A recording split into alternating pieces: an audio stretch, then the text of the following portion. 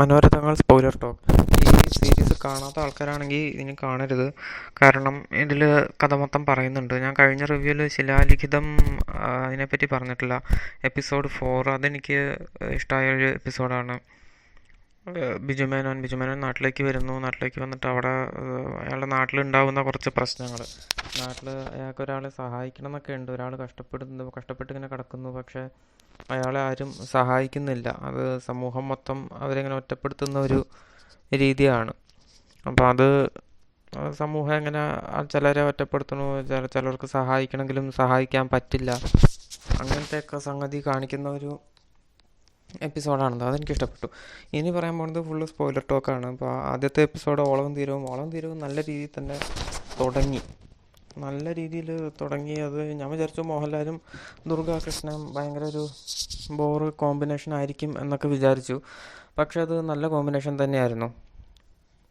എനിക്കത് ഇഷ്ടപ്പെട്ടു. അവരുടെ കെമിസ്ട്രിയും കാര്യങ്ങളൊക്കെ നന്നായിട്ട് ഇഷ്ടപ്പെട്ടു. പിന്നെ നല്ല പേസിങ് ഉണ്ടായിരുന്നു കഥയ്ക്ക്. ഒട്ടും ലാഗൊന്നും ഫീൽ ചെയ്യാത്തൊരു കഥയായിരുന്നു. അങ്ങനത്തെ ഒരു രീതിയിലായിരുന്നു പോയിക്കൊണ്ടിരുന്നത്. പിന്നെ ഇതിൽ കഥ ഭയങ്കര സിമ്പിളായിട്ടുള്ള കഥയാണ്. ഈ ദുർഗാകൃഷ്ണയുടെ അമ്മ പഴച്ചു പോയൊരു സ്ത്രീ, മറ്റേ സുരഭി ലക്ഷ്മി, അവർ പഴച്ചു പോയ സ്ത്രീ ആയത് കാരണം അവരെല്ലാവരും സമൂഹം മൊത്തം ഒറ്റപ്പെടുത്തുന്നു. ആരും അവരുടെ അടുത്തൊന്നും സംസാരിക്കാനോ മിണ്ടാനോ ഒന്നും വരുന്നില്ല. എല്ലാവരും കളിയാക്കുന്നു, അങ്ങനത്തെ ഒക്കെ ഒരു രീതിയിൽ. അപ്പോൾ മോഹൻലാൽ ഒറ്റയാൻ, ആരും ഇതും ഇല്ലാത്ത ആൾ. അപ്പോൾ അയാൾക്ക് ദുർഗാകൃഷ്ണനെ കണ്ട് ഇഷ്ടപ്പെടുന്നു. പിന്നെ അപ്പോഴത്തേക്കും കല്യാണം ചോദിക്കാൻ വേണ്ടി കാശുണ്ടാക്കാൻ വേണ്ടി അയാൾ പോകുന്നു. ആ നേരത്ത് വില്ലനായിട്ട് ഹരീഷ് പേരടി വന്നു. ഹരീഷ് പേരടിയിൽ കുറേ കാശുണ്ട്, കുറേ എവിടെയൊക്കെയോ പോയി കുറേ ബിസിനസ്സൊക്കെ ചെയ്ത് കുറേ കാശുണ്ട്. അപ്പോൾ ഈ സുരഭി ലക്ഷ്മിക്ക് അയാളെ കല്യാണം കഴിച്ചു കൊടുക്കാനാണ് താല്പര്യം. അങ്ങനെ ഇവർ രണ്ടുപേരും തമ്മിൽ അടിയാവും, ഫൈറ്റാവും. അവസാനം ഈ ഹരീഷ് പേരടി പോയി ദുർഗാകൃഷ്ണനെ പീഡിപ്പിക്കും.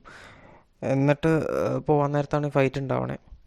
അപ്പോൾ അവസാനം ഫൈറ്റിൽ ഹരീഷ് പേരടിയെ കൊല്ലാറായി എന്നുള്ള അവസ്ഥ എത്തുമ്പോൾ അയാൾ പറയും, ഞാൻ പെണ്ണിനെ കല്യാണം കഴിച്ചോളാം എന്നൊക്കെ പറയും. അപ്പോൾ മോഹൻലാൽ പറയില്ല, മോഹൻലാലിൻ്റെ ഒരു ബാപ്പൂട്ടി. ഇപ്പോൾ ബാപ്പൂട്ടി പറയും, ഇല്ല ഞാൻ അങ്ങനെ തന്നെ കല്യാണം കഴിക്കും, എല്ലാം അറിഞ്ഞുകൊണ്ട് ഞാൻ തന്നെ കല്യാണം കഴിക്കുന്നു പറഞ്ഞ് ഈ ദുർഗാകൃഷ്ണൻ്റെ വീട്ടിൽ ചെല്ലുമ്പോൾ ദുർഗാകൃഷ്ണ പറയും, വേണ്ട നിങ്ങൾ പൊക്കോ എന്നൊക്കെ പറഞ്ഞു. അപ്പോൾ ഇയാൾ വേഗം വഞ്ചിയെടുത്ത് പോകും. ആ നേരത്ത് ഈ ദുർഗാകൃഷ്ണ അവിടെ സൂയിസൈഡ് ചെയ്യുന്നു. അത് പഴയ ഒരു ടൈപ്പ് കഥ. അതെനിക്ക് തീരെ അങ്ങോട്ടേക്ക് ദഹിച്ചില്ല. പഴയ ആൾക്കാർക്ക് ഇഷ്ടപ്പെടുന്ന രീതിയിൽ എഴുതിയിരിക്കുന്ന ഒരു കഥയാണ്. പഴയ പല സിനിമകളിലും ഈ ചെമ്മീനിലൊക്കെ ഇങ്ങനത്തെ കുറേ സംഗതികൾ കാണാൻ പറ്റും. അതാണ് അങ്ങനത്തെ ഒരു ടൈപ്പ് സംഗതിയായിട്ടാണ് എനിക്ക് തോന്നിയത്. അതെനിക്ക് സാധാരണ ഒരു സിനിമ പോലെ ഇപ്പോഴത്തെ കാലത്തൊരു സിനിമയായിട്ട് ഒട്ടും ചേർന്ന് പോകാത്തൊരു സാധനമാണത്. എനിവേസ്, അത് എൻഡിങ് മാത്രം എനിക്കത്ര ഇഷ്ടമായില്ല. പിന്നെ കടുകണ്ണാവ അതിൻ്റെ 2 കഥകളും ഞാൻ വായിച്ചതാണ്. ഒന്ന് പ്രീക്വൽ, ഒന്ന് സീക്വൽ. ഈ ഫ്ലാഷ് ബാക്കിൽ കാണിക്കുന്ന സീനുകളൊക്കെ പ്രീക്വലാണ്. ഇതിനകത്ത് ഇയാൾ എഴുത്തുകാരനായിട്ടാണ്. അയാൾ ഈ മമ്മൂട്ടി എഴുത്തുകാരനാണ്. പുള്ളി വേണുഗോപാൽ എന്നാണ് പുള്ളിയുടെ പേര്. പുള്ളി വേണുഗോപാൽ ശ്രീലങ്കയിലേക്ക് പോകുന്നു. ശ്രീലങ്കയിൽ ആരോ തപ്പിയാണ് പോകുന്നത്. അവിടെ ഒരു കോൺഫറൻസ് വന്നപ്പോൾ വേഗം ചാൻസ് കിട്ടിയപ്പോൾ അങ്ങോട്ടേക്ക് കോൺഫറൻസിന് വേണ്ടി പോയതാണ്. പക്ഷേ പുള്ളിയുടെ ഉദ്ദേശം അവിടെ ഒരാളെ കണ്ടെത്തണം എന്നാണ്. അത് പുള്ളിയുടെ വർഷങ്ങൾക്ക് മുമ്പ്, ഈ കഥ നടക്കുന്നത് 90കളിലാണ് നടക്കുന്നത്. അതിന് മുമ്പ് 1992 ഇയാളുടെ നാട്ടിൽ ഇയാളുടെ അച്ഛൻ ശ്രീലങ്കയിലായിരുന്നു വർക്ക് ചെയ്തുകൊണ്ടിരുന്നത്. വേണുഗോപാലിൻ്റെ അച്ഛനായിട്ട് വരുന്നത് വിനീത് നാട്ടിലേക്ക് വന്നപ്പോൾ ഇടയ്ക്ക് ഒരു ചെറിയൊരു പെൺകുട്ടിയും വീട്ടിലേക്ക് കൊണ്ടുവന്നിരുന്നു.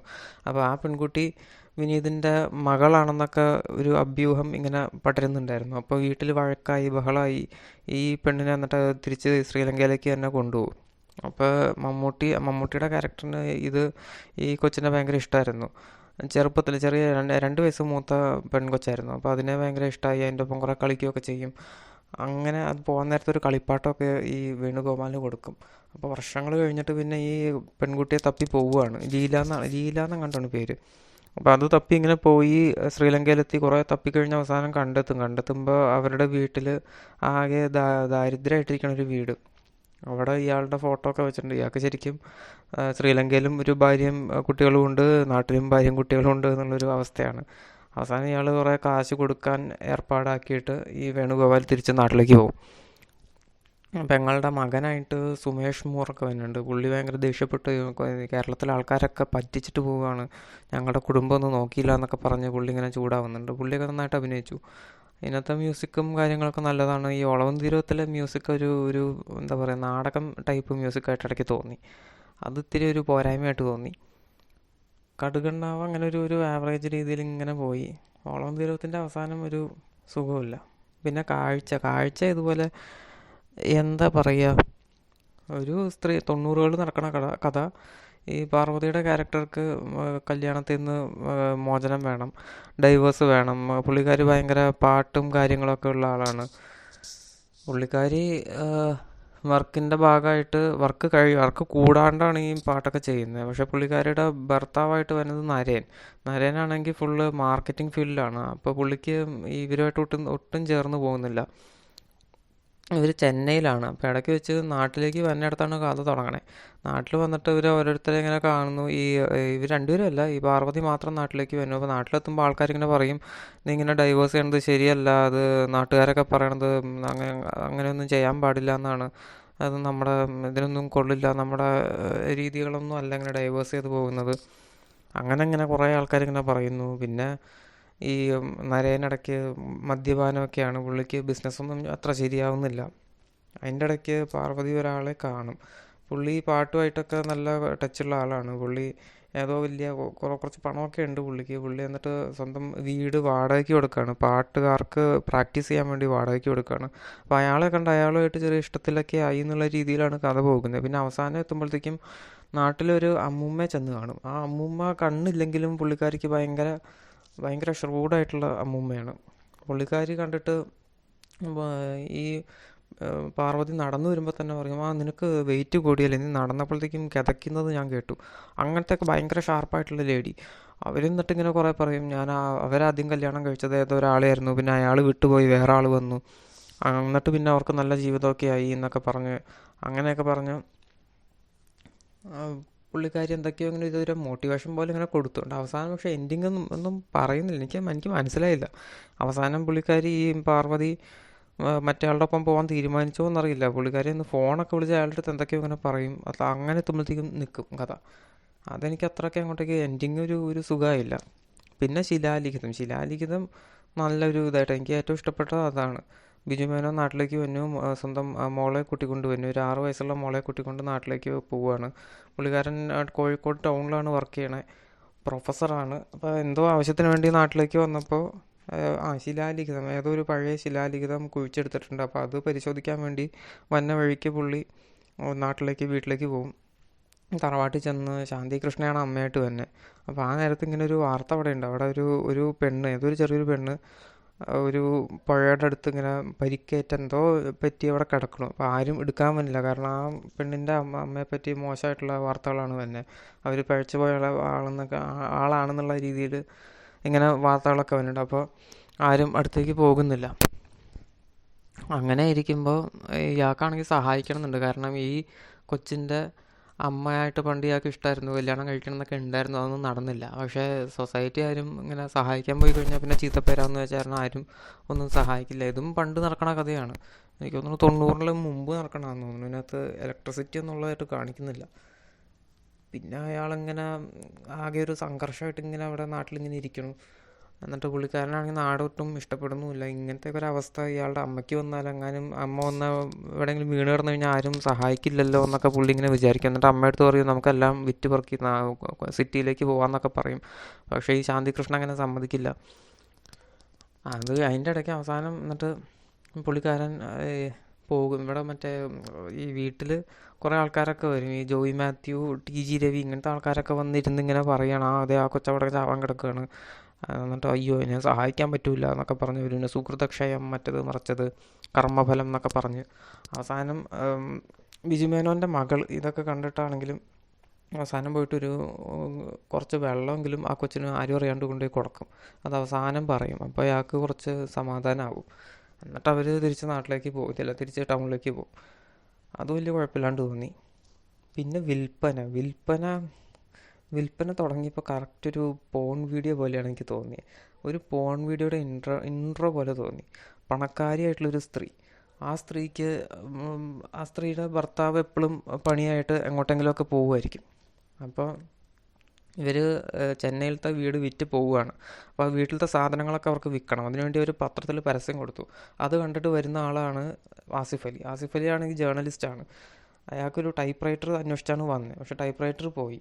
പക്ഷേ എന്നിട്ട് അയാൾ അപ്പോൾ ശരി എന്ന് പറഞ്ഞ് അയാൾ പോകാൻ നേരത്ത് പെട്ടെന്ന് വേറൊരു ഫോൺ കോൾ വരും. ആ നേരത്ത് വേറെ ആരോ വാതിലിൽ മുട്ടും. അപ്പോൾ അത് ആരാ വന്നതെന്ന് അറ്റൻഡ് ചെയ്യാമോ എന്ന് ഈ സ്ത്രീ ഇങ്ങനെ പറയും. ആ സ്ത്രീയായിട്ട് അഭിനയിച്ചത് ആരാന്ന് എനിക്കറിയില്ല. അപ്പോൾ ആ സ്ത്രീ ഇങ്ങനെ പറയും. അപ്പോൾ അയാൾ ഈ വന്ന ആളുമായിട്ട് ഡീൽ ചെയ്യും. അയാൾക്ക് വന്ന ആൾക്കാർക്ക് എന്തോ വാർഡ്രോബ് എന്തോ വേണം, അവർ കാശ് കൂടുതലാന്നൊക്കെ പറയുമ്പോൾ അവർ വേണ്ടാന്ന് പറഞ്ഞവർ പോകും. പിന്നെ ഇതുപോലെ ആരോ ഒരാൾ വരും, അവരെ ഈ ആസിഫ് അലി ഡീൽ ചെയ്യും. അപ്പോൾ ഇവർ പറയും, ഓ നിങ്ങളാണ് ഇപ്പോൾ ദൈവമാണ് എന്നെ നിങ്ങളുടെ ഇങ്ങോട്ട് കൊണ്ടുവന്നത്, അല്ലെങ്കിൽ ഞാനിപ്പോൾ ഇത് മൊത്തം ഡീൽ ചെയ്ത് എനിക്ക് പറ്റുന്നുണ്ടായിരുന്നില്ല എന്നൊക്കെ പറഞ്ഞ് ഇവർ തമ്മിൽ ഭയങ്കര സംസാരമൊക്കെ ആകും. പിന്നെ ഇവർ പോയി കുറേ കഴിഞ്ഞ് ഇവർ മദ്യപാനമൊക്കെ തുടങ്ങും. ആസിഫ് അലിക്ക് കൊടുക്കും, ആസിഫ് അലി കുടിക്കും. അത് കഴിഞ്ഞിട്ട് പിന്നെ ഇങ്ങനെ പോവുകയാണ്. ഒരു പോൺ വീഡിയോ ഉണ്ടാക്കുന്ന ആളാണെങ്കിൽ ഇത് ആ രീതിയിൽ കൊണ്ടുപോയത്. പക്ഷേ ഇതിങ്ങനെ പോയി ഇവരിങ്ങനെ പറയും, ഭർത്താവിന് എന്നെ വലിയ താല്പര്യമൊന്നുമില്ല, എപ്പോഴും വർക്കാണ്, മകളാണെങ്കിൽ കല്യാണം കഴിച്ച് അങ്ങോട്ടോ പോയി, ഇപ്പോൾ ഞാനുമായിട്ട് ഒരു കോണ്ടാക്റ്റും ഇല്ല, എനിക്കാണെങ്കിൽ ഒന്നും ചെയ്യാനില്ല എന്നൊക്കെ ഇങ്ങനെ പറയും. അപ്പോൾ ഇത് കാണുമ്പോൾ എനിക്കും തോന്നി ഇവർക്ക് എന്തൊക്കെ പലതും ചെയ്യാമല്ലോ, അവർക്ക് കാശുണ്ടല്ലോ, അവർക്ക് എന്തെങ്കിലും ജോലി ചെയ്യലോ അല്ലെങ്കിൽ ബിസിനസ് ചെയ്യലോ അല്ലെങ്കിൽ വേറെ എന്തെങ്കിലും ചെയ്യാം. അതൊന്നും ഇവർ ചെയ്യുന്നില്ല. അപ്പോൾ ഇത് കണ്ടിട്ട് ഈ ആസിഫ് അലിയുടെ കേൾക്കുമ്പോൾ ആസിഫ് അലിയുടെ മുഖത്ത് ഇങ്ങനെ ഒരു വല്ലാത്തൊരു എക്സ്പ്രഷനാണ് വന്നത്. ഇവരെന്തൊക്കെയായി പറയണേ, അവർക്ക് പലതും ചെയ്യാമല്ലോ എന്നിട്ട് ഇവരൊന്നും ചെയ്യുന്നില്ലല്ലോ എന്നൊക്കെയുള്ള രീതിയിൽ. അങ്ങനെ ഇരിക്കുമ്പോൾ അവസാനം ഭർത്താവ് വരും. അപ്പോഴത്തേക്ക് ഇവർക്ക് കുടിച്ച് ഇങ്ങനെ പൂസായിട്ടിരിക്കണ അവസ്ഥയാണ്. അപ്പോൾ ഇവരെന്തൊക്കെയോ ഇങ്ങനെ വിഡിത്തൊക്കെ ഇങ്ങനെ പറയും. അപ്പോൾ അവസാനം ഇയാളും ഇവരുടെ മുഖത്തിട്ട് തല്ലിയിട്ട് ബിഹേവ് യുവർ സെൽഫ് എന്നൊക്കെ പറഞ്ഞിട്ട് പോകും. അത്രേ ഉള്ളൂ. അതെനിക്ക് ഒട്ടും കണക്റ്റഡ് ആയില്ല കഥ. പിന്നെ ഷെർലക്ക് ആണെങ്കിൽ ഫഹദ് ഫാസിൽ അമേരിക്കയിലേക്ക് പോകും. അമേരിക്കയിലേക്ക് കൂട്ടിക്കൊണ്ട് പോകുന്നത് ഫഹദ് ഫാസിലിൻ്റെ ചേച്ചിയായിട്ട് വരുന്നത് നാദിയ മൊയ്തു. അയാൾക്കൊരു ജോലി തപ്പിയാണ് അങ്ങോട്ടേക്ക് കൊണ്ടുപോകണേ. അയാൾ ഇതുപോലെ ജേർണലിസ്റ്റോ എന്തോ ആണ്. പുള്ളിക്ക് പക്ഷേ ഭയങ്കര ആൽക്കഹോളിസം. അത് കാരണം ഡെക്കാൻ ക്രോണിക്കിളിൽ നിന്ന് പുറത്താക്കി. ഡെക്കാൻ ക്രോണിക്കിളാണ് ഡെക്കാൻ ഹെറാൾഡാണ്, അവിടെ നിന്ന് പുറത്താക്കി. അയാളപ്പോൾ അമേരിക്കയിൽ ചെന്ന് എന്തെങ്കിലും ചെയ്യാൻ പറ്റുമെന്ന് നോക്കാൻ വേണ്ടി അവിടെ ചെല്ലും. നാദിയ മൊയ്തു അവിടെ താമസിക്കുന്നുണ്ട്. നാദിയ മൊയ്തു എന്തോ വീട്ടുകാരുടെ ഇഷ്ടത്തിനൊന്നും അല്ല കല്യാണം കഴിച്ചത്, വേറെ ആരെയാണ് കല്യാണം കഴിച്ചത്. അതൊരു ബംഗാളി എങ്ങാണ്ടാണ് കല്യാണം കഴിച്ചത്. പക്ഷേ ഇവിടെ അമേരിക്കയിലാണെങ്കിൽ ഭർത്താവിൻ്റെ ജോലി വേറെ എവിടെയോ, ഭാര്യയായിട്ടുള്ള നാദിയ മൊയ്തുവിൻ്റെ ജോലി വേറൊരു സ്ഥലത്ത്. അപ്പോൾ ഇവർ രണ്ടുപേരും രണ്ട് സ്ഥലത്താണ് താമസിക്കണേ. ഇടയ്ക്ക് വീക്കെൻഡിൽ വരും എന്നൊക്കെ പറയും ഈ ഭർത്താവ്, പക്ഷേ അയാൾ ചിലപ്പോൾ ഒന്നും വരില്ല. അപ്പോൾ ഇവരാണെങ്കിൽ ഇങ്ങനെ ഒറ്റയ്ക്ക് ഇങ്ങനെ ജീവിച്ച്, ഇവർക്കാണെങ്കിൽ അതിൻ്റെ കുറേ ഫ്രസ്ട്രേഷൻ. ഇയാളാണെങ്കിൽ വന്നിട്ട് കുറേ നാളിങ്ങനെ ഇരിക്കും, കുറച്ച് ദിവസം ഇങ്ങനെ വീട്ടിലൊക്കെ ഇങ്ങനെ ഇരിക്കും, അമേരിക്കയിലത്തെ രീതികളൊക്കെ ഇങ്ങനെ കാണും, അവിടുത്തെ സൂപ്പർ മാർക്കറ്റ് മറ്റതും മറിച്ചതെല്ലാം കാണും. അയാൾ എന്നിട്ട് കുറേ ജോലിക്കൊക്കെ അപ്ലൈ ചെയ്യാൻ കിട്ടുന്നില്ല. പിന്നെ കുറേ കഴിയുമ്പോൾ പുള്ളി അവിടെ ഇരുന്ന് കുടി തുടങ്ങും. ഇതിൻ്റെ ഇടയ്ക്ക് ഒരു പൂച്ചയുണ്ട്, ഈ നാദിയ മൊയ്തുവിൻ്റെ പൂച്ച. ഇയാൾ എവിടെ പോയാലും പുറകെ വരും. വീടിൻ്റെ അകത്ത് ഇയാൾ ഒരു മുറിയിലേക്ക് പോയി കഴിഞ്ഞാൽ അങ്ങോട്ടേക്ക് വരും, വേറെ മുറിയിലേക്ക് പോയി കഴിഞ്ഞാൽ അങ്ങോട്ടേക്ക് വരും.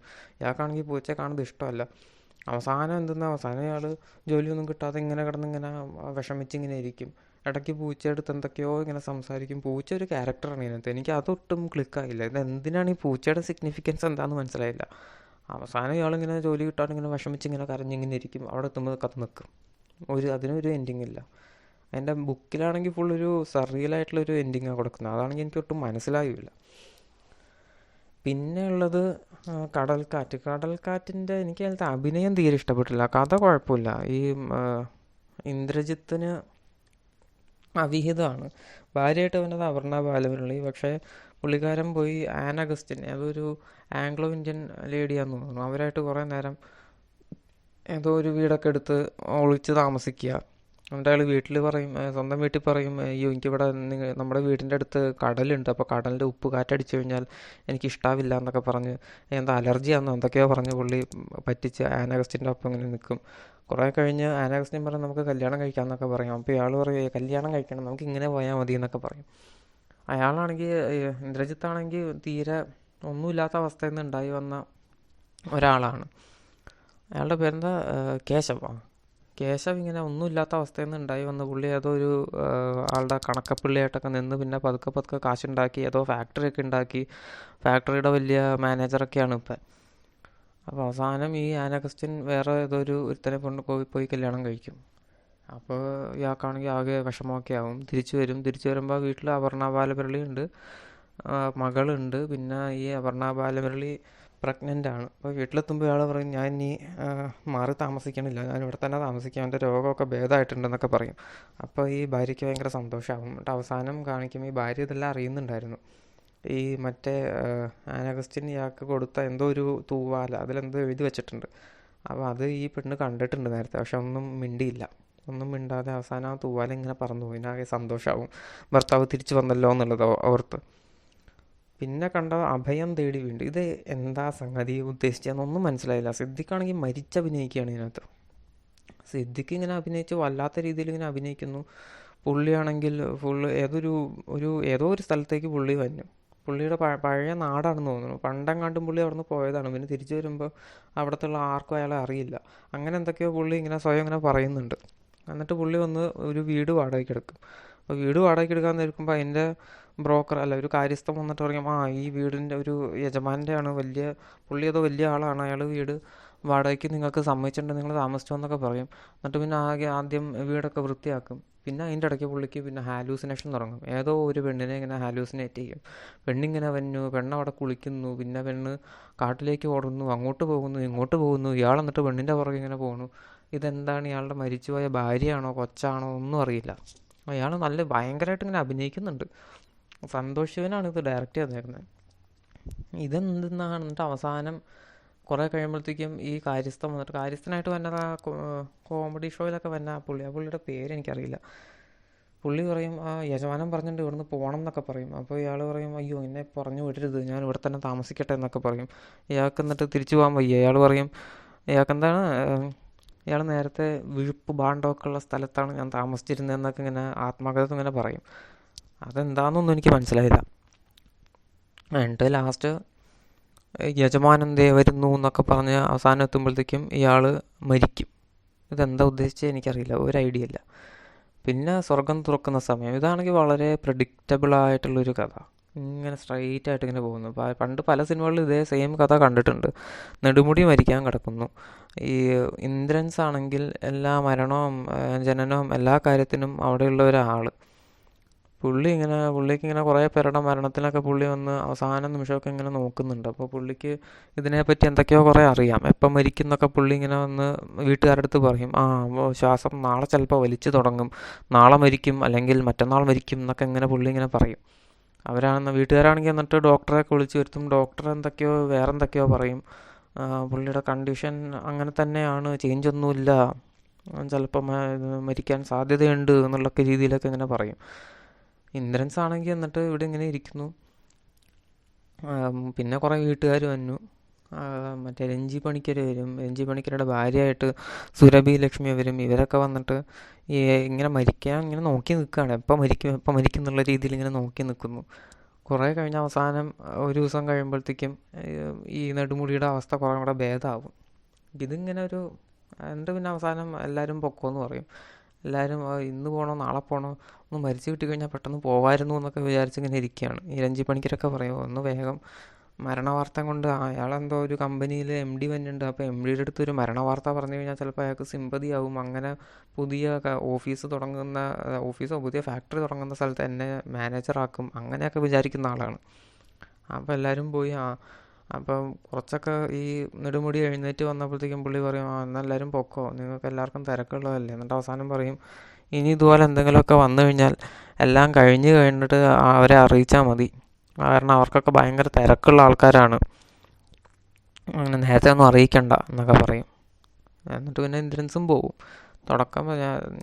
തുടക്കം തുടങ്ങുന്നത് ഇന്ദ്രൻസിനെ കാണിച്ചുകൊണ്ടാണ് തുടങ്ങുന്നത്. പിന്നെ അവസാനം ഇങ്ങനത്തെ ഒരു രീതിയിൽ ഇങ്ങനെ അവസാനിക്കും. ഇത് ജയരാജാണ് ചെയ്തേക്കുന്നത്. ഇത് മാത്രം ഇത്തിരി ഒരു സ്ലോ ആയിട്ടാണ് പോകുന്നത്. ജയരാജ് എന്താ പറയുക, ഒരു അവാർഡ് ഫിലിം എടുക്കുന്ന രീതിയിലാണ് ഇത് ചെയ്തേക്കുന്നത്.